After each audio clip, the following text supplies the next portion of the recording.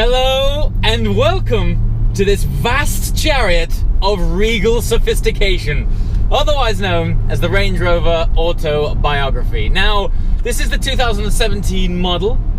Collected it all of 3 days ago, and if you're a regular subscriber to this channel, you'll probably be wondering why I bought another one. Because that's right, I did have the ownership of one for the last 3 years. It's been fantastic, but it has accumulated 60,000 miles and began to develop a whine on the gearbox, which I wasn't feeling all too comfortable with. So anyway, took a drive in the 2017 model, really enjoyed it, and decided to upgrade. However, if you're also a regular subscriber to this channel, you might quite rightly be questioning, why do you have a Range Rover sitting alongside an RS6? Well, there's two reasons. First of all, these days, I have a wife, and she loves this car. We got so much use out of the Range Rover over the last 3 years that it really is the kind of car that becomes part of the family. And it was just, the old one was just starting to get tired and beat, and we decided to upgrade it, but we still wanted to keep one because they are brilliant all-round cars.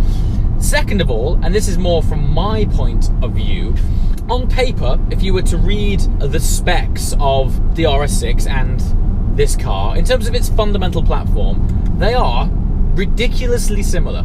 It's, you know, it's a four-wheel drive, four-door, five-seat car with a big boot, and it's that practical platform. However, the way that these two cars deliver that experience could not be further apart.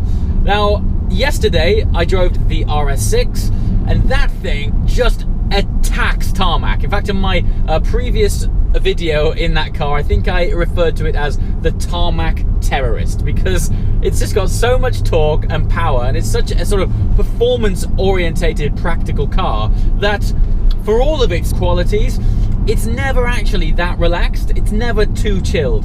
The suspension, even on comfort, is never that soft, predominantly because it's got much larger wheels and therefore lower profile tires, and also just by the inherent nature of it being a more performance orientated car dealing with 600 horsepower, just its setup has to be more stiff, and it's just always chomping at the bit. Now, don't get me wrong, you can drive it chilled, but there is nothing like a Range Rover. When you get in it and you close that door, and the soft closed doors, it locks you in your own personal vacuum that isolates you from the rest of the world. And you can say that a Bentley does that and a Rolls-Royce does that, and yes, they do, and they do it very well. However, the difference when you get into a Rolls-Royce is that you sort of sit down into it. With a Range Rover, you step up on it, and you assume this entirely different perspective of the driving world around you. I think people underestimate how much of a dramatic effect your seating position has on the overall experience of you driving a car. Now, this thing, you climb up into it and you can assess and survey the world around you. I love looking over hedge tops, seeing the world from a different perspective, an angle which I definitely don't normally experience in sports cars and even the RS6. That elevated ride height just adds an entirely different experience, and it's one that I really enjoy. Now, to further back up and reinforce the reason why I like this car from a chilled mentality point of view, is the subtle spec changes that we opted for on this car versus the previous Range Rover. We've gone for a smaller wheel size. Aesthetically, I'm not so pleased, which I knew and I expected. Just by having a smaller wheel, it just doesn't look as aesthetically pleasing. However, with smaller wheel comes larger tire, and this is the key thing here. We've opted for the larger balloony tires. The ride quality, and this thing rides on a bed of air. You waft along, it absorbs bumps and grids with little effort. It just skips over things, and the more I drive it, the more I picked up on that, particularly driving roads that I'm very familiar with and that I drive day in, day out. When I go over certain bumps and potholes, this thing just skips over it without batting an eyelid, and it's a very smooth environment in which to be. Now, the other thing, the early Range Rover we had was a 2014 car. Even though it was registered in 2014, its platform was a 2013 build, and as a result it had the old school infotainment system and the old dash. When you used to start that car up, it would take a fair few seconds for the computer to kick into gear and allow you to interact with it in order to, I don't know, access the sat-nav or the radio. Even the reverse camera would come on very slowly, in terms of I'd have already done my reverse maneuver before it had even turned on. This system, well, first of all, we've got this massive 10-inch touchscreen here, and everything is just a swipe away. It's very big and clear. The response of it as well is more responsive than the old screen. I will say, however, it's not as responsive as I would have expected it to be. It's funny nowadays when you interact with anything that has a touch screen or a swipe screen, you just can't help but benchmark it against the most familiar form of that, being an iPhone or an iPad. When I see iPhones, which are like this thin, this big, and they are absolutely razor sharp and instant, and then you see this thing with a 10-inch screen and a computer behind it like this big, why haven't you made it so it's like ultra super responsive and crisp? I don't know. Having said that, it is much better than it was, and just a lot more of a joy to interact with. Coupled with that, big screen in front as well. The display now is fully digital, a lot more crisp environment, and I just feel like I'm sat in a car that is just up to date. It feels part of 2017.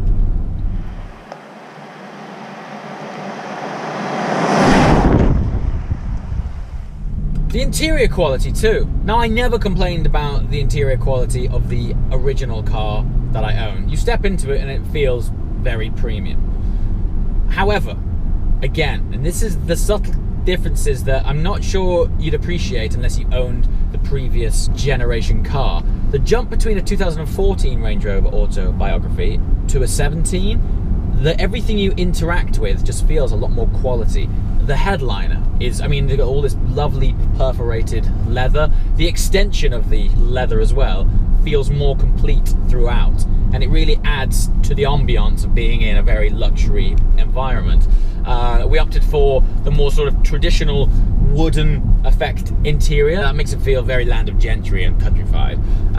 Which brings me around to the spec on the outside. Now, typically today's not incredibly sunny, and the car being driven through the rain is getting a bit dirty, but the colour is very interesting. So I've always been a fan of the traditional colour, which is British racing green, made famous on the likes of Aston Martins, particularly classic Aston Martins. Well, Range Rover have introduced a colour called ultra metallic British racing green. It's very similar to a colour they also do called Aintree green, which is a lot more of a flat conventional colour. Think of it of Aintree green, but with a very heavy metallic fleck in it. In the sunshine, this thing pops hard, and I actually love the sculpture of the Range Rover. It's one of the reasons why I opted for another Range Rover. People might be watching this thinking, why didn't you go for something like a Bentley Bentayga? To drive, they're fabulous, and the interior quality is even better than this, but just the ownership, I like to walk up to a car and really look forward to being around it, and the Bentayga for me at the minute just is aesthetically underwhelming. I just can't gel with that. The Range Rover, however, as I mentioned, it's regal and I love it, and it's got a really timeless aesthetic that pleases my eyeballs. Now, this is the 4.4 litre V8 diesel, very similar engine to the previous 2014 car, which I enjoyed when it was on a run. Once this massive vehicle got rolling, it was great.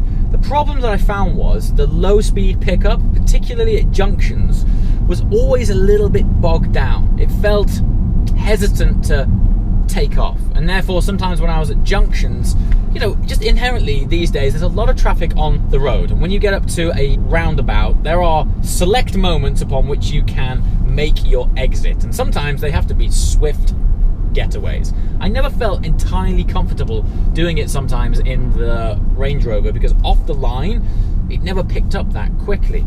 However, upgrade, which is very, very cool in this model, is a mode called low traction launch, which is basically the ability to take off a lot quicker from slower speeds. Whether they've listened to feedback or the development team have just experienced it themselves, the one thing that car was crying out for was exactly that feature, and I am happy to report it works fantastically. Off the mark, it gets off with much more vigor and enthusiasm. And it just makes the car feel a lot more dynamic. So it doesn't feel labored, and it doesn't, well, in fact, it does a very good job of disguising its weight. So with it still being the 4.4 V8, it's still running 334 brake horsepower, which you would say is a bit of a disappointment that they haven't upgraded the horsepower on this car, considering it's quite a few years older and therefore more evolved. However, more importantly, I think, is the torque. And the torque they have upgraded to 740 Newton meters, no less, which in a car like this is very welcome. It's the torque, the torsional power, that is exactly the kind of stuff you need to get you off the line and basically haul this chunk along the road. And that is a very welcome addition indeed. Now, being the Autobiography, it comes with the majority of features. There is one thing, however, when I was speccing this car, I was a little bit disappointed in, really.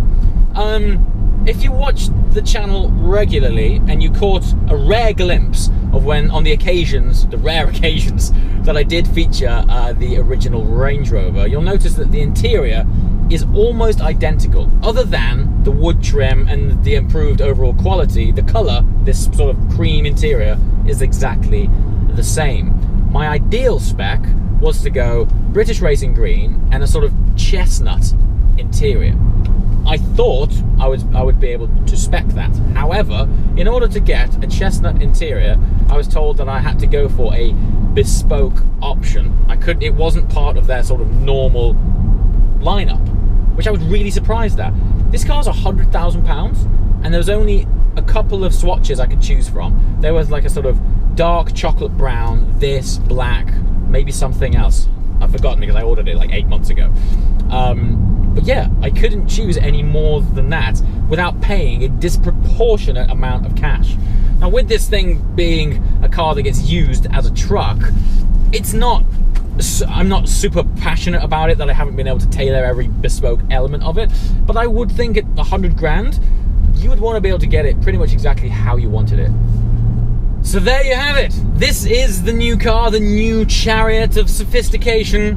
And yeah, it's going to make more appearances on the channel. I know there's a good chunk of you out there that just enjoy a good quality practical truck. And here it is. And I'm here to yeah, feast your eyeballs some more on it. So let me know, please let me know in the comments below the kind of stuff that you want to see with cars like this. We've got our access to the RS6 and this regularly, well, anytime we want.